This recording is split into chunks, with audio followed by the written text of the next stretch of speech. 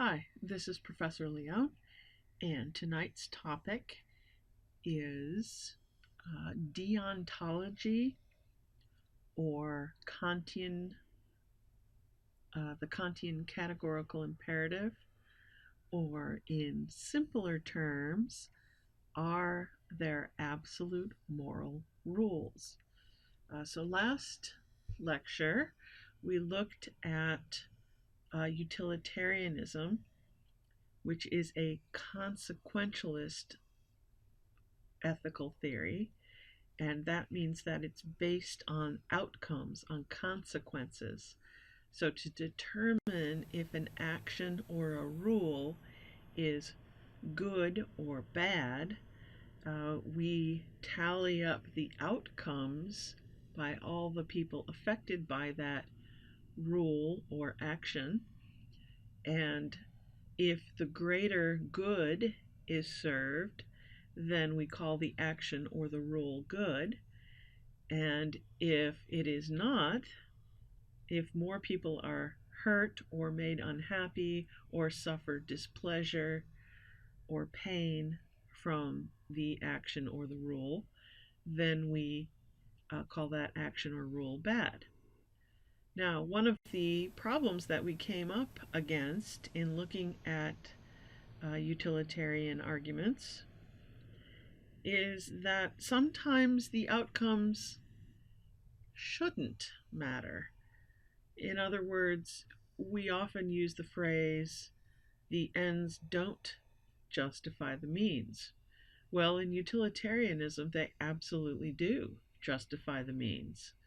The outcomes are all that matter, which is why doing philosophy with utilitarianism is not a whole, it's not a well-rounded meal, shall we say. You can't just consider the outcomes of things. And so chapters 9 and 10 in our Elements book discusses or asks the question, are there absolute moral rules?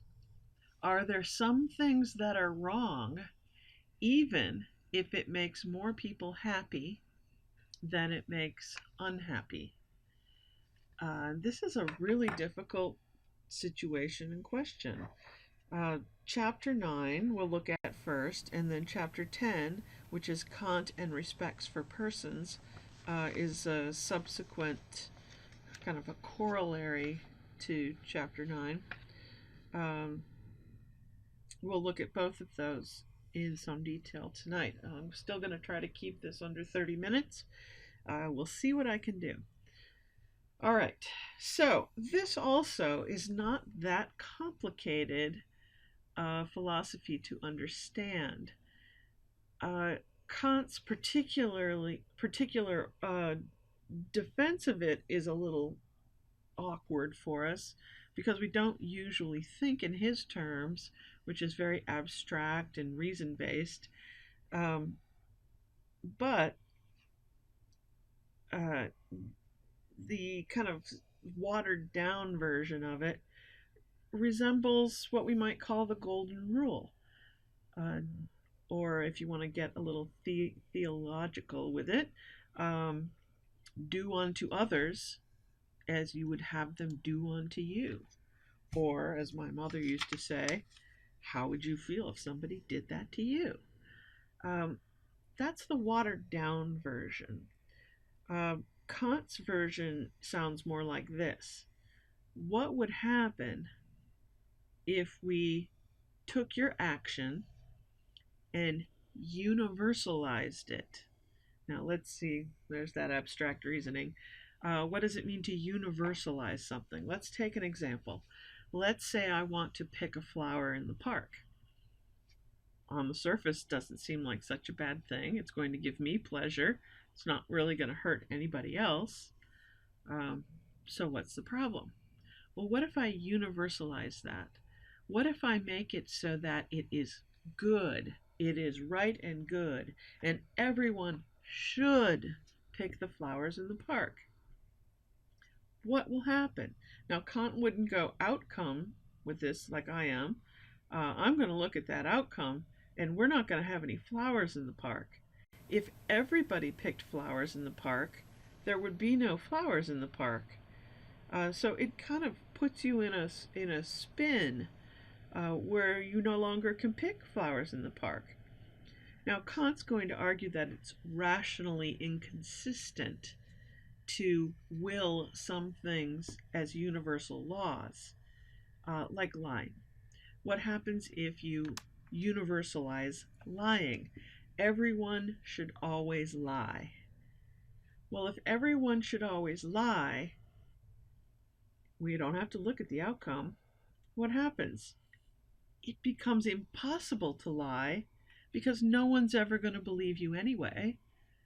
So all language itself breaks down. Think about it slowly and carefully. This is a very important point. If I universalize lying, everyone should always lie, it now becomes logically impossible to lie. You can't lie because lying, the very act of lying, is predicated upon people believing that you're telling the truth. And if everyone's always going to lie, if everyone should lie, then no one can tell the truth. No one will be telling the truth, so no one can lie. Okay, so I mean, it's kind of an abstract idea. It's not that complicated, but kind of like chess, it's a really simple game, but it's really hard to master and understand. That's kind of how this is. It's a really simple rule,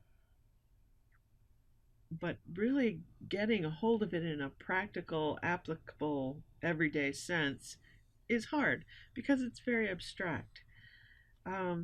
So let's think about this.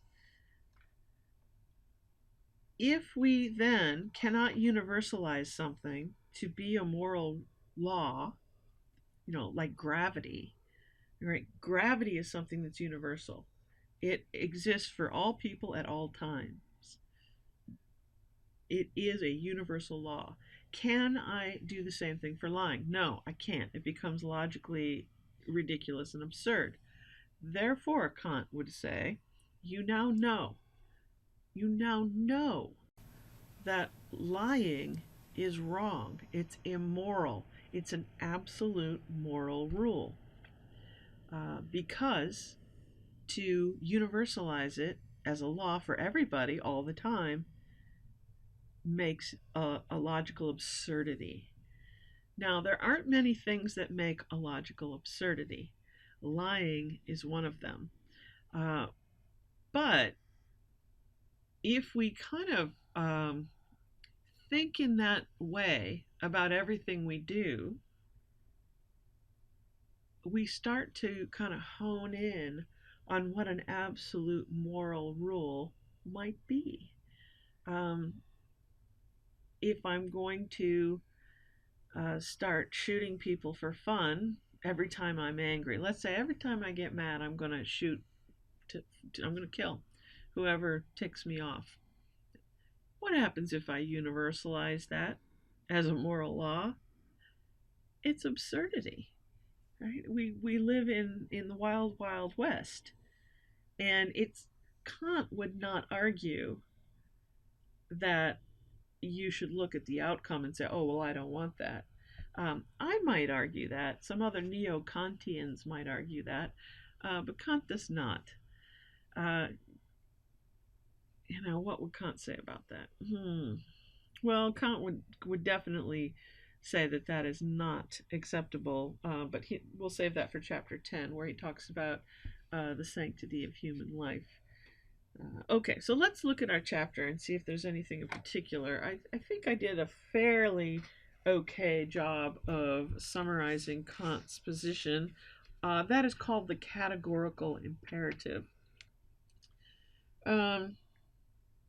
Now, our book, chapter 9, walks us down a little more slowly and talks here about dropping atomic bombs.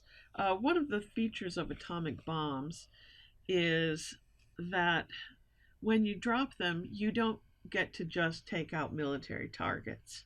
It takes out hospitals, schools, homes, women, children, old people. Anything in its path is destroyed and killed. Uh, and that makes it an ethically questionable form of military uh, aggression. Since it is such an indiscriminate killer, we have to wonder, have to ask ourselves if it is moral to uh, kill women and children as people who historically are not on the fronts, who are not involved in the warfare, uh, and if it's then immoral to use such a weapon. Right here on this is section 9.1.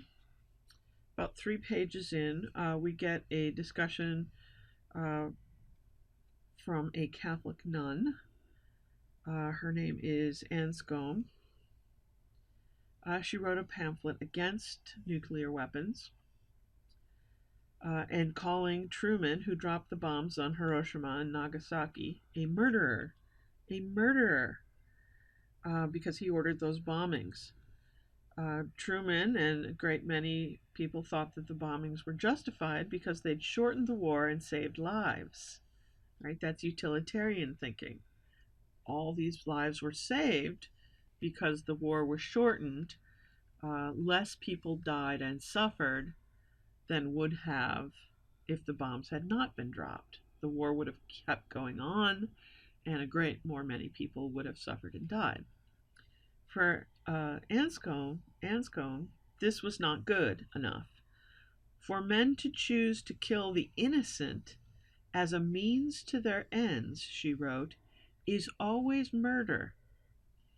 To the argument that the bombings saved more lives than they took, she replied, come now, if you had to choose between boiling one baby and letting some frightful disaster befall 1,000 people or 1,000,000 people if 1,000 is not enough, what would you do? Her example was apt. You know, if you're thinking, oh, where does this boiling baby come from? How horrible. That's what happens in an atomic blast is it boils you alive. Yeah, you boil from the inside from the heat. Ugh, awful. So her point is that some things may not be done no matter what the good outcomes. The ends don't justify the means. Not all the time. There are some things that are absolutely morally forbidden. It doesn't matter if we can accomplish some great good by boiling a baby or dropping a nuclear bomb on innocent people. It is still never okay. So that is her argument, which is a great example of the categorical imperative. Some moral rules have no exceptions. No exceptions. Now, one of the things I want you to notice here is that this categorical imperative is not being supported by any sort of arbitrary belief, right? This is not the fundamental extremism of various religious groups. This is based upon reason and factual evidence.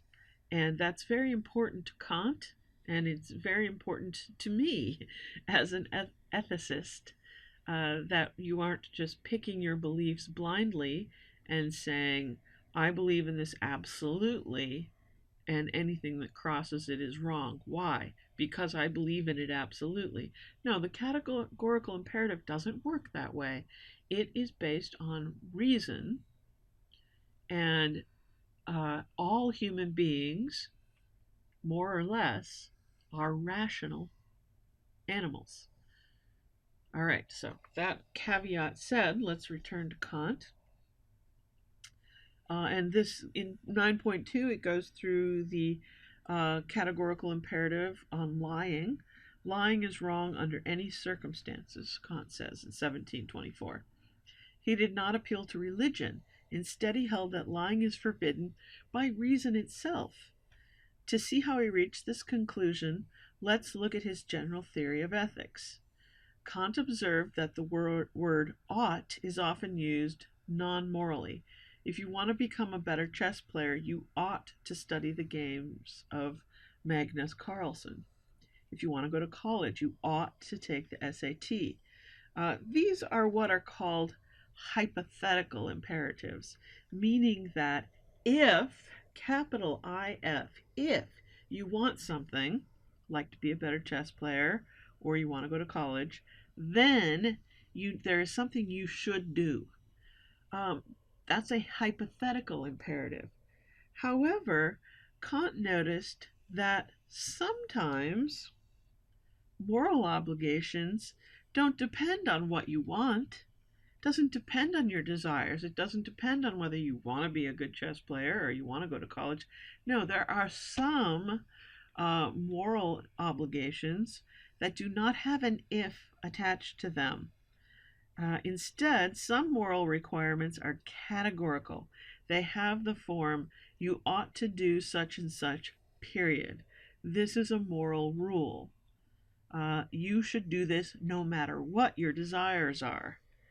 Moral requirements cannot be escaped by saying, I don't care about that. So something like lying, whether you desire people to believe you and to be an upright guy or not, doesn't matter. Lying is a categorical imperative in that everyone must not lie in order for language itself to continue. All right, so lying under any circumstances is the obliteration of one's dignity as a human being. So you undermine human communication itself, and human communication is the hallmark of being human, according to Kant, or one of the hallmarks. So it's a pretty big deal.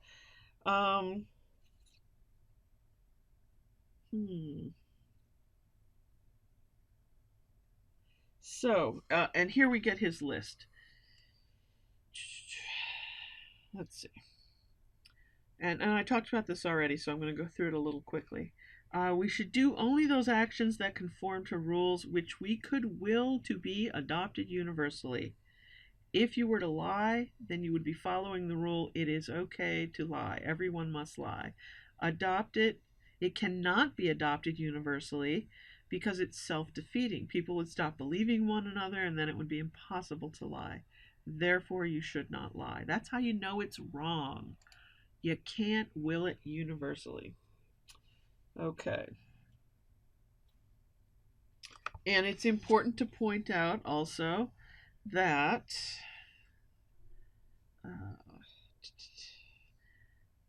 here it is. However, we can never be certain about what the consequence, here it is.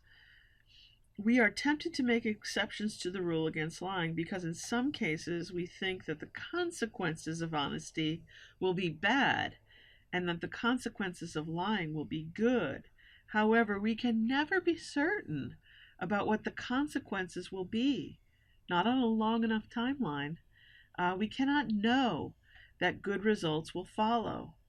The results of lying might be unexpectedly bad. Therefore, the best policy is to avoid the known evil, lying, and let the consequences come as they may. Even if the consequences are bad, they will not be our fault, for we will have done our duty. And if you're sniffing out a little bit of a problem with the Kantian categorical imperative, you are correct. Because to have the moral high ground as everyone dies from you having told the truth, there's something not satisfying about that, right?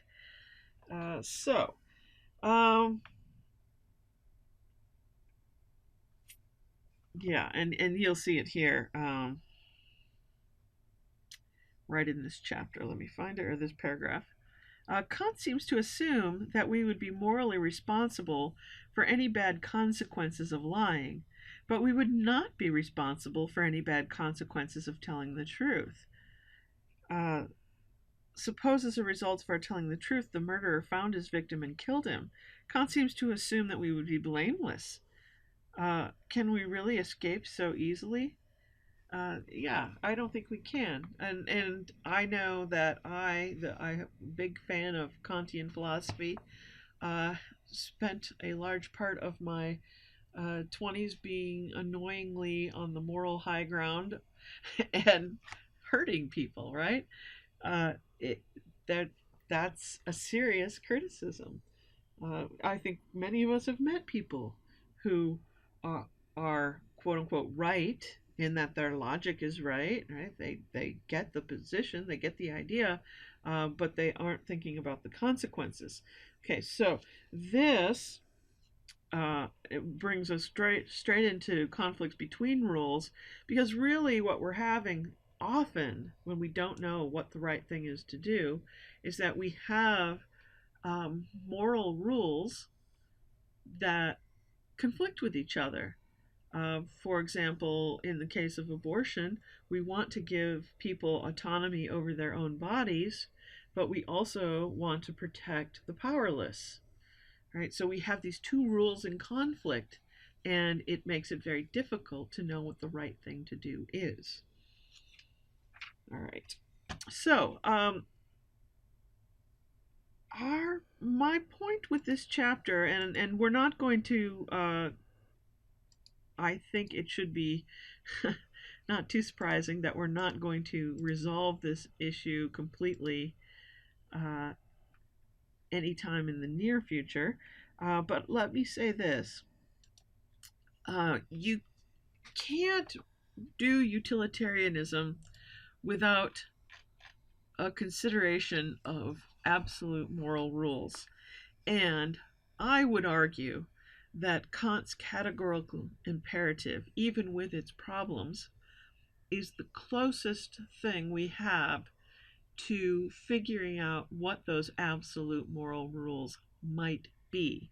I always advocate a way of doing philosophy that binds both utilitarian outcomes with a Kantian consideration of the absolute moral rules that reason puts on us. Okay, so that said, let's go to chapter 10, and this is how Kant resolves that issue.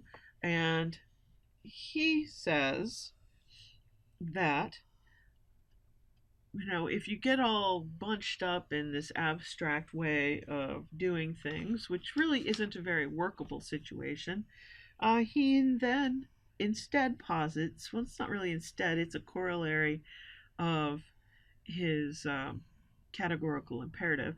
Human beings have an intrinsic worth or dignity, and that makes them valuable above all price.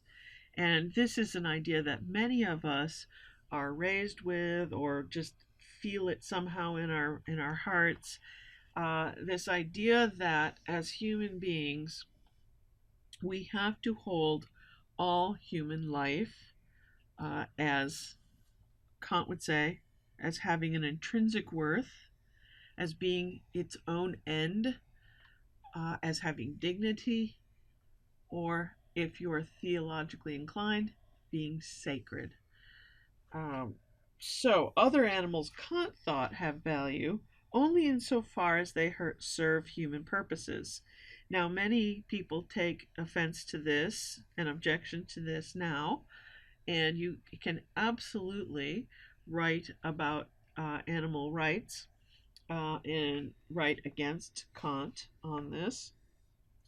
But he did not include animals in this. So he is speaking about human beings. All right. And this is his argument for why human beings having dignity falls under the categorical imperative. First, because people have desires, things that satisfy. Wait, things that have desires. Okay, that's two facts about people support this. People have desires. Other things, and he would include animals, do not have desires. Cars do not have desires. Rocks do not have desires. And the fact that people have desires marks them as distinct from all the other things and animals in existence. It's part of what makes us unique. Okay, so animals are mere things in Kant's world. All right. However, Kant's second reason definitely does not apply to animals. People have, according to Kant, an intrinsic worth, i.e., dignity, because they are rational agents. That is, free agents capable of making their own decisions, setting their own goals, and guiding their conduct by reason. The only way that moral goodness can exist, Kant held, is for rational creatures to act from a good will, that is, to apprehend what they should do and act from a sense of duty. Uh, Human beings are the only rational agents that exist on the earth. Non human animals lack free will, and they do not guide their conduct by reason. It's simply instinct. If you think it's reason, it is not. It's just instinct, and it's biologically programmed. So it is uh, this capacity for free will that makes us moral in the first place. Anything that does not have free will is not capable of making an ethical decision, right? Tigers are going to be tigers. They're going to hunt and they're going to eat. There's nothing moral or immoral about it because that's just their pre programmed nature. Human beings, on the other hand, have the free will to decide whether they're going to hunt and eat other people or not. Uh, and that free will to decide is what makes us moral in the first place. Okay, and again, you can take this down a theological road and say that God gave us free will, or you can totally leave theology out of it and just say that through circumstance we emerged with the ability to think abstractly. We evolved the ability to think abstractly, and in so doing, we became moral, unlike in a way that animals do not. Uh, all right, and you can argue against that whole thing and say that animals also have this capacity for moral judgment. It's an interesting argument, one that is fairly new in philosophy, uh, and my court's still out on that one. Okay, so that is Kant's idea of respect for persons. So anything that then uses a person as a tool, as a means to an end, is immoral. Using someone as a means to your end treats them like a tool and thereby decreases their dignity and is therefore immoral. Now, a great deal of human social justice philosophy is based on this idea. And so this is one that I feel very deeply about this principle. And I would be hard pressed to let the dignity of human beings go. And I would be very hard pressed to support anything that removes a person's free will, because I agree with Kant here. That's what makes us human beings. That's what makes us sacred, I'd even add. But that's me. Okay. So, I am not going to go into punishment as the rest of this chapter does.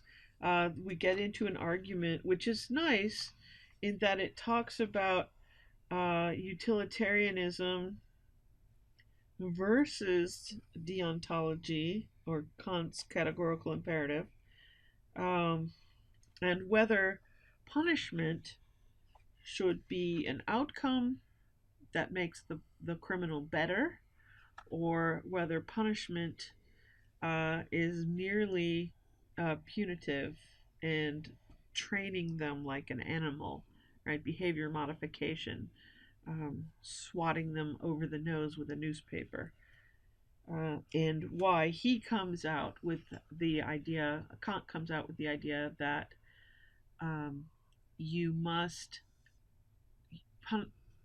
criminal justice must only seek to um, heal the criminal and may never seek to merely punish like an animal to behaviorally modify a person. Anything that manipulates a person and diminishes their ability to think independently and rationally is immoral, according to Kant. All right, that's enough for one bite. Uh, do um, respond with your questions either via email on the um, wiki page or in our voice thread conversations. Thank you.